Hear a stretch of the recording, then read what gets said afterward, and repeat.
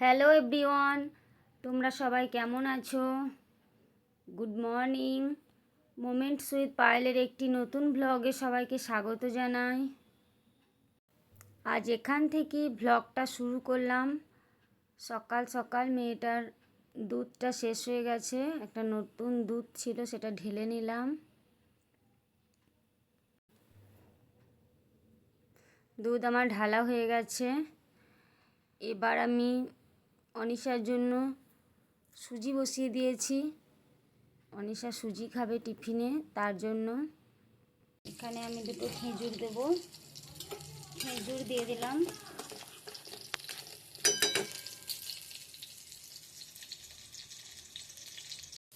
সুজিটা একটু চিনি দিয়ে দিলাম। খেজুর দেওয়ার পরে একটু চিনি দিয়ে নেড়ে দিলাম সুজিটা। খাইয়ে দেবো সুজিটা। দেখুন খেজুরটা দিয়েছি বলে সুজি কালারটা কি সুন্দর হয়েছে। আমার বিছানা তোলা কমপ্লিট। আজকে বেড কভারটা চেঞ্জ করে নিলাম।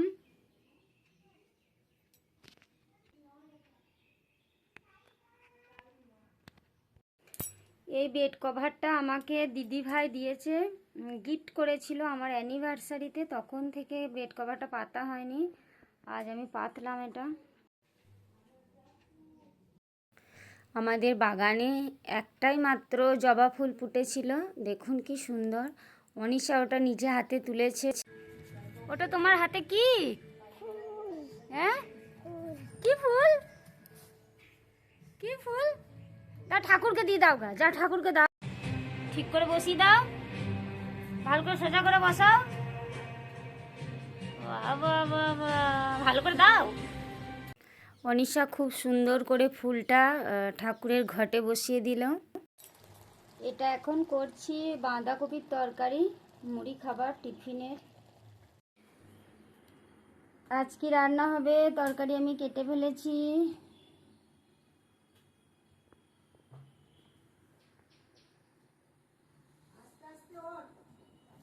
ঢেঁড়সের ঝাল করব, আর এটা ডাল করব। মেয়েটার সবজি কুমড়ো গাজর মসুরির ডাল হবে, আলু সিদ্ধ হবে, আর এদিকে মাছের ডিম আছে, বড়া করব, আর এটা মাছের ঝালটা করব, আর এটা হচ্ছে হাঁসের ডিমের ঝাল করব।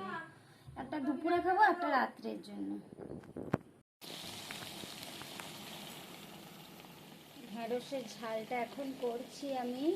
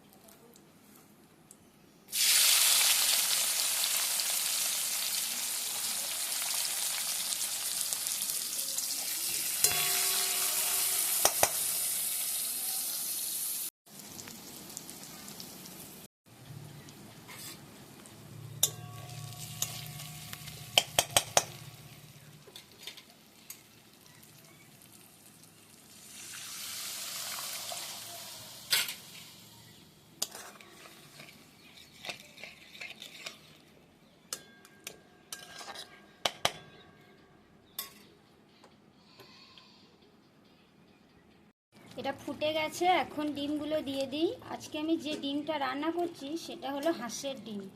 হাঁসের ডিম আমার খুব প্রিয়। আমি এমনিতে ডিম খুব একটা পছন্দ করি না, কিন্তু হাঁসের ডিমটা আমি খেতে ভালোবাসি খুব। আজ আমি যখন ডিমটা রান্না করছি তখন থেকেই আমার খুব ছোটোবেলার কথা মনে পড়ছে।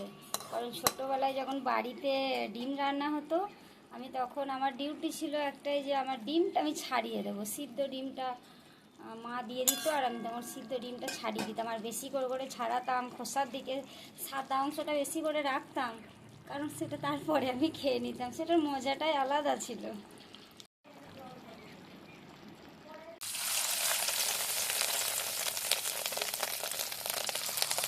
এটা এখন আমি ভাজি হচ্ছে মাছের ডিমের বড়া।